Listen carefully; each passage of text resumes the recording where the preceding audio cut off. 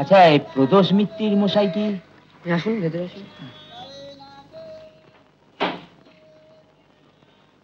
আপনি বসুন।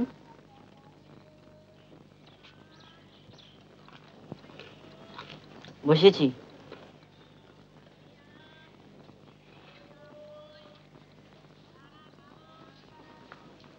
বসতে হবে। হ্যাঁ, 3.5 মিনিট।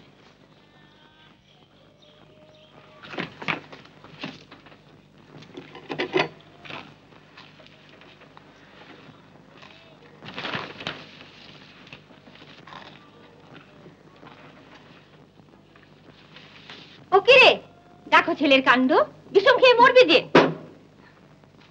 দেখলে অর্ধেক দুধ ফেলে গেল, লেবুর রসটাও খেলো না। ফেলুর মক্কেল মানে তো ওরও মক্কেল কি না? কোনো মানে হয়? এখনই হিল্লি দিল্লি কোথায় দৌড়তে হবে? বংশটা যে ডান পিঠের, কি করবে বলো? আহা, তুমি আবার কোন ডান পিঠে ছিলে শুনি? আমি তো ব্ল্যাক শিপ। বর্দা কথাটা ভাবো।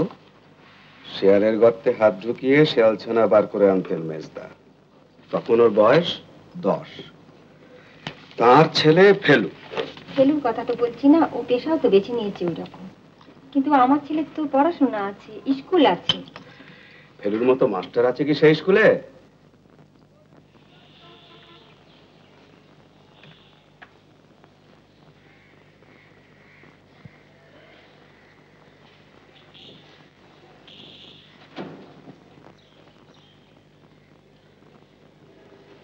নমস্কার। আপনি? বসুন। আমার নাম সুদীপ ধর। আমার একটা এই বইয়ের দোকান আছে কলেজ স্ট্রিটে। শ্যামপুকুরের কৈলাস চৌধুরী, উনি আমার খদ্দের। ওর কাছে আপনার অনেক সুখ্যাতি শুনেছি। না থাক। কি ব্যাপার বলুন? ব্যাপার এইটি আপনার চোখে পড়েছে কি? হ্যাঁ, পড়েছে বই কি। তাই মুকুল ধর কি আপনার? আগে আমার ছেলে, ছোট ছেলে। এই তো এখন বিখ্যাত ব্যক্তি। এসব যা বলছে সে কি সত্যি? সত্যি কেউ পূর্বজন্মের কথা মনে পড়ে?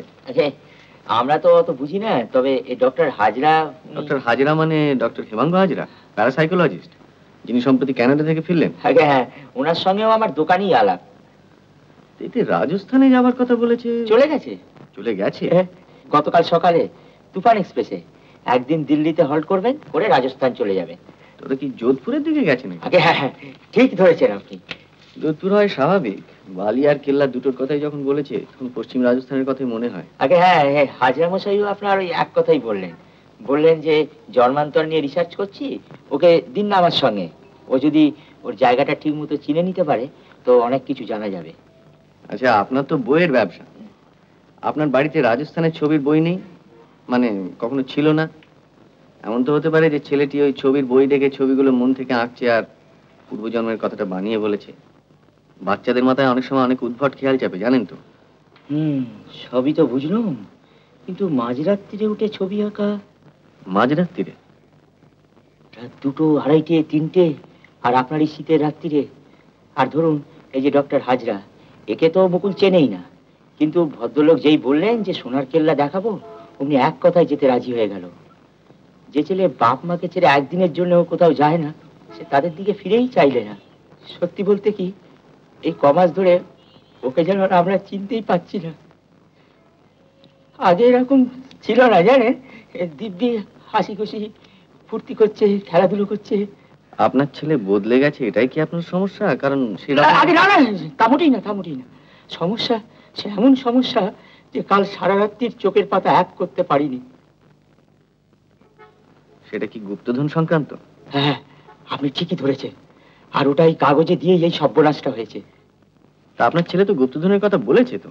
আগে দামি পাথর টাথরের কথা বলেছে, আর জানেন এই নিজের বাড়িতে ছিল বলেই বলেছে। অথচ ও নিজে যেসব ছবি আঁকে সেগুলো তো সাধারণ বাড়ি বলেই মনে হয়। বেশ।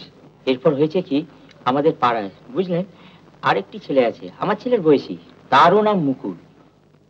সেই ছেলেটিকে কাল সন্ধ্যেবেলা কারা জানিয়ে এসে ধরে নিয়ে গেছিল। মানে কিডন্যাপ? আগে হ্যাঁ, কিডন্যাপ। পাড়ার ভেতর থেকে? আগে হ্যাঁ, ভেতর থেকে। আজ ভোর রাত্রিরে আবার তাকে ফেরত দিয়ে গেছে। আপনার ভয় হচ্ছে যে তারা তাদের ভুল বুঝতে পেরেছে এবং এবার আসল মুকুলের পেছনে ধাওয়া করবে। আগে হ্যাঁ। এই ছেলেটি কি তাদের বলেছে আপনার ছেলে কোথায় গিয়েছে? আগে সেটা তো এখনো জানতে পারিনি। ছেলে তো আপনার বেহুশ, অজ্ঞান অবস্থায় তাকে রাস্তার ধারে ফেলে দিয়ে গেছিল। এক খবরের কাগজওয়ালা সাইকেল করে যাচ্ছিল, সে ছেলেটিকে দেখে চিনতে পেরে তাদের বাড়িতে খবর দেয়। আমাদের 3টে বাড়ি পরেই, শিবরতন মুকুল যে উকিল তার বাড়ি, ছেলেটি ওর নাতি। আমি সকালবেলা খবরটা শুনেই আপনার বাড়ি ছুটে এসেছি।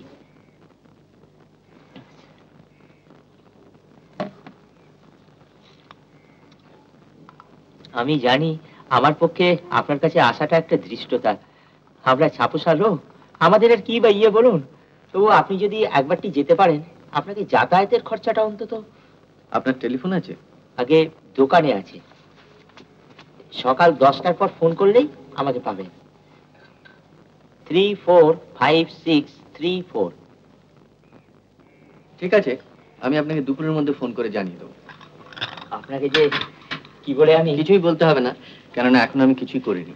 তবু আপনাকে যে সব কথা বলতে পারলাম এইটাই যথেষ্ট। আচ্ছা আসি।